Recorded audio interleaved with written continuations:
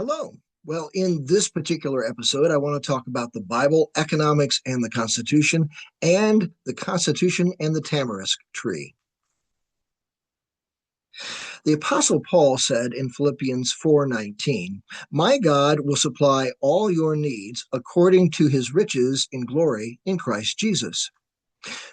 Here is a question, though, because some people perhaps don't trust the Bible, don't believe in God. They might ask, should government guarantee equality of opportunity or equality of outcome?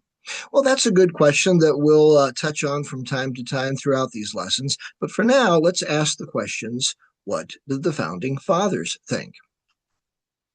And so, as we think about the tamarisk tree, it is sort of a tree of life that you'll find in the Bible. Did you know that our first flag had a pinecone tree on it? That's right. George Washington commissioned it with this phrase on it, an appeal to heaven. Now, why do you think he did that? Well, we had not yet possessed the promised land of America back when we signed the Declaration of Independence in 1776. In the same way, God had not yet given the promised land to the children of Israel. You see, Abraham actually bought the land from a group called the Philistines. And when he did that it's recorded in Genesis 21:33 that he planted what's called a tamarisk tree. Now, a tamarisk tree is a very slow growing type of evergreen tree. It grows about 1 inch a year.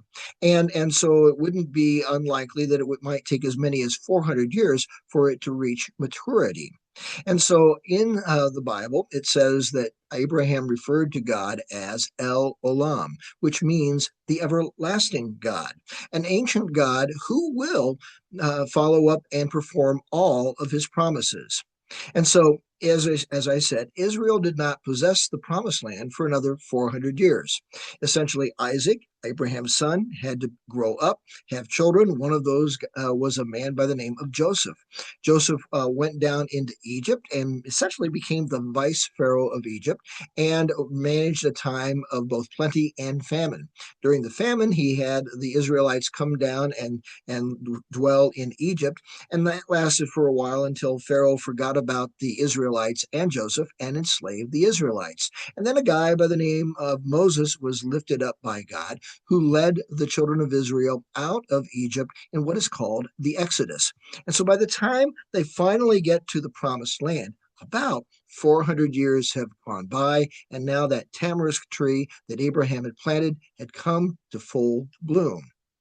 Washington had faith in God just like Abraham had faith in God. And so when Abraham planted the tamarisk tree, there was a scarcity of a land flowing with milk and honey. Likewise, when the American Constitution was written, there was a scarcity of a land which upheld the rights of all people. But Abraham's planting of a tamarisk tree signaled the investment in the future of people yet not born. So too, the preamble to the United States Constitution represented an investment in the lives of Americans yet unborn. In fact, the Constitution pledged that this land offered a life of abundance rather than a life marked by scarcity for those who embrace the promise of its ideals. I think that's fairly important. So you see, the tamarisk tree, represented the potential of the American people, just like that evergreen tree or that pinecone tree on the flag that Washington had commissioned represented the potential of the American people. Abraham had faith and honored God's promise to create a land flowing with milk and honey. George Washington had faith and honored God's promise that America would grow and become a more perfect union for us and our posterity.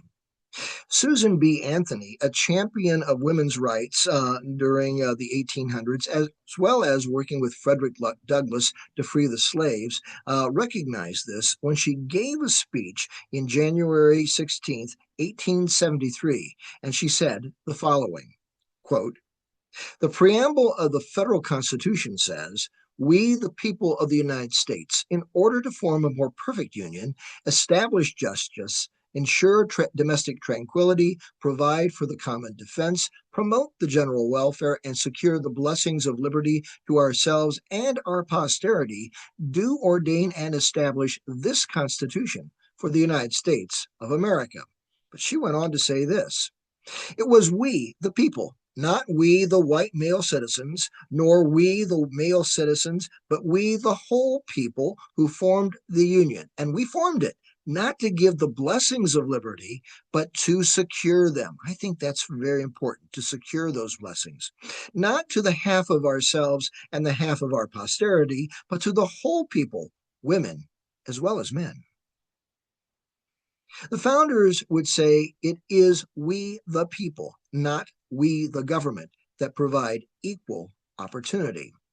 When Abraham planted the tamarisk tree, there was no land of milk flowing with milk and honey. And when the Declaration of Independence was signed, equality of opportunity was an ideal, but not yet a reality. Just like a tree, liberty must be cultivated. Agree? Disagree? Well, I hope you'll read Chapter 2 of my book, The Bible, Economics, and the Constitution, and then discuss it with others. Until next time, thanks so much, and God bless.